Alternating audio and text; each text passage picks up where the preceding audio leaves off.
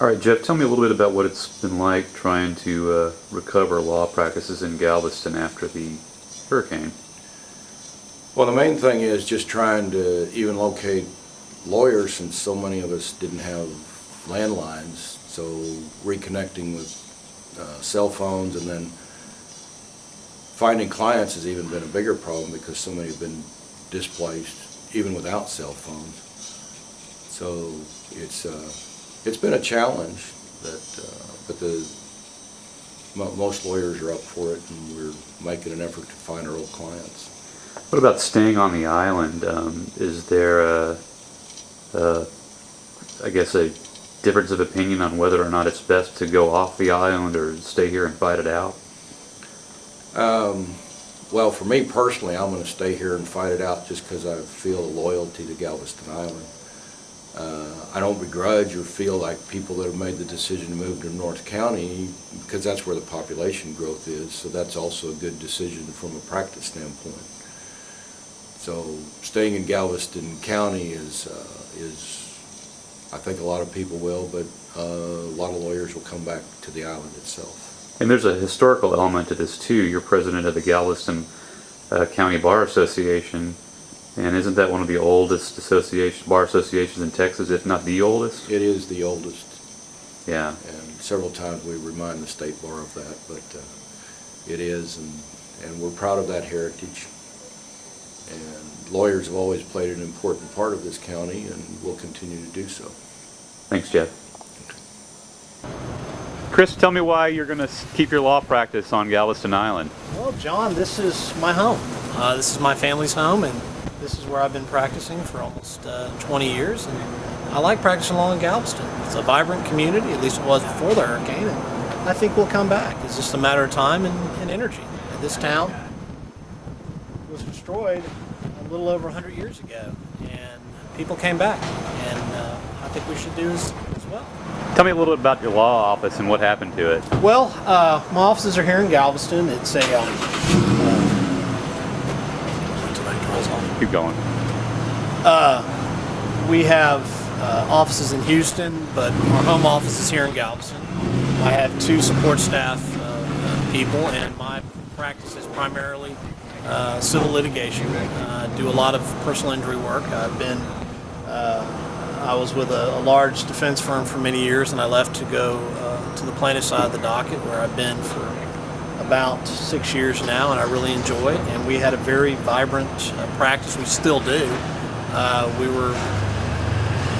Before the hurricane hit the island, I was able to rescue all of our paper files and our computer systems so they were not destroyed. But John, if you look, the water came up to right about here, and that destroyed all of our office furniture, our artwork, all of my diplomas and law license were waterlogged. I've gotten those fixed, but everything, our desks, our conference room table, our file cabinets, everything, carpet, all destroyed. And we've thrown it away, and as soon as we can, with the contractors on their schedule, we'll rebuild and get new furniture and start over again. Do you have insurance? We had insurance on the building itself, and we're having an issue that we may have an issue regarding the contents. But even with that goes bad, I still think we'll be okay. And on the flip side of that, that creates business for you. Well, this is true. With any disaster, unfortunately, there is potential litigation, and we are, my firm, along with 2 other firms in Houston and Galveston, are joint venturing, and we're representing homeowners, business owners who are having claims against their insurance company, and we have seen an upswing in that litigation. We haven't filed lawsuits yet, but we are being hired by people and businesses to pursue those claims. Thanks, Chris. You're welcome. Tell me what it's like trying to put your practice back together after the hurricane. Well, it's been chaotic. The problems have been technical in terms of having to get a server moved from Galveston to Houston, find a place for it, get it set up, because my practice was somewhat paperless, and I had to have the server to get access to my files. Once I got that, then both my secretary and I could work from home once we got internet restored to our houses, but that took a while. Don't have an office, so I don't have a place to to be with clients or really have access to my paper files, which it's tough. It makes it tough. I will say that all the lawyers that I've had to deal with in the courts have been really accommodating and helpful and considerate. So there's been a lot of slack in the practice in that regard, which has been a godsend. Otherwise, it would have been terrible. But that's what it's been like.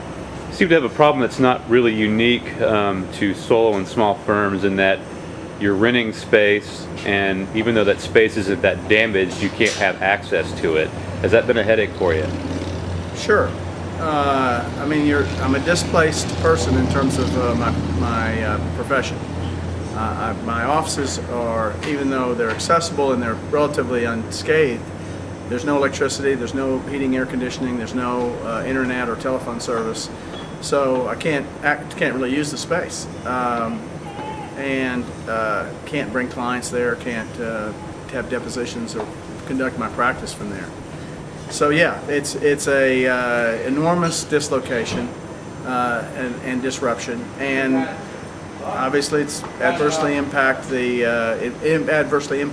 ability to make money, which it makes it tough. How long do you think it's going to be till you get back on track? Oh, a good half a year to a year to get back to normal, any kind of normalcy, I think. Thanks, Tim. You're welcome.